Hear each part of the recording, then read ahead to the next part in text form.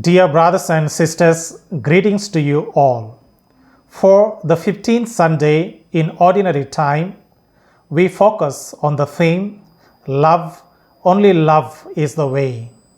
It means that loving God and loving our neighbor is the path of life for eternity. We reflect upon this theme with three key areas highlighted by the book of Deuteronomy, Paul's letter to the Colossians, and the Gospel according to Luke. First, God's voice opens the way of love. Second, Christ's love perfects the way. Third, becoming a neighbor like the Samaritan makes love real and life-giving.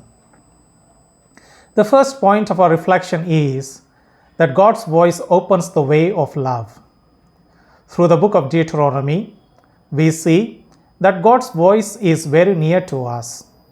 Moses reminds the Israelites of the nearness of God's voice through laws and commandments. The word is very close to us.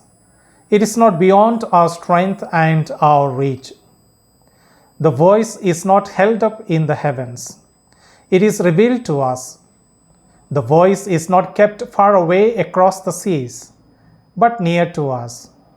It is open and so near to me as my heart, my mouth, and my hands to observe and persevere in the path of God. The word unites me and helps me return to the Lord. In this, we realize that God is the first principle of our life and love. The second point of our reflection is that Christ's love perfects the way. Paul, in his letter to the Colossians, speaks of Christ as the first in every way. Christ is the key and the way to obey God's voice.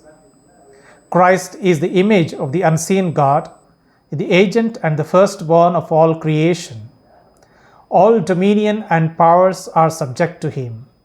Besides, Paul presents Jesus as the one who reconciles all things, or all things unite in him, both in heaven and on earth, invisible and visible.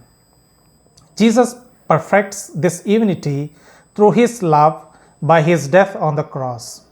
By this, Jesus gave us peace to experience the life that is given to us. The third point of our reflection is that becoming a neighbor like the Samaritan makes love real and life-giving. The way shown by the Samaritan is a paradigm for Christian conduct.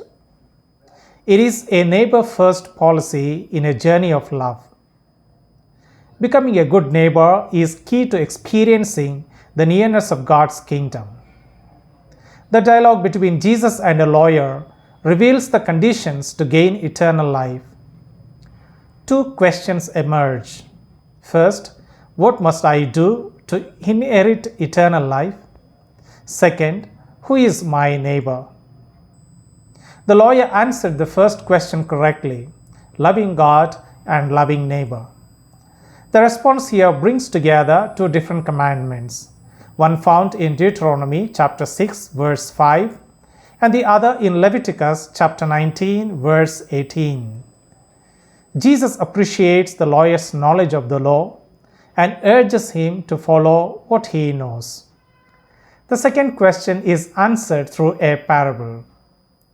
An unidentified man on his way from Jerusalem to Jericho becomes a victim of the robbers and is left half dead. For the priest and the Levite, their privileged position or heritage did not guarantee proper contact towards the man in need. They failed, but a Samaritan excels. His kindness reminds what God says in Prophet Hosea, chapter 6, verse 6, I desire mercy and not sacrifice. To conclude, our hearts and minds, our mouths and hands shall proclaim God's deeds of mercy. The advice given to the lawyer by Jesus, go and do likewise, is also for us. In 2018, in his third apostolic exhortation, Gaudete et exultate, on the call to holiness in today's world, which begins with the exhortation of Matthew 12, rejoice and be glad.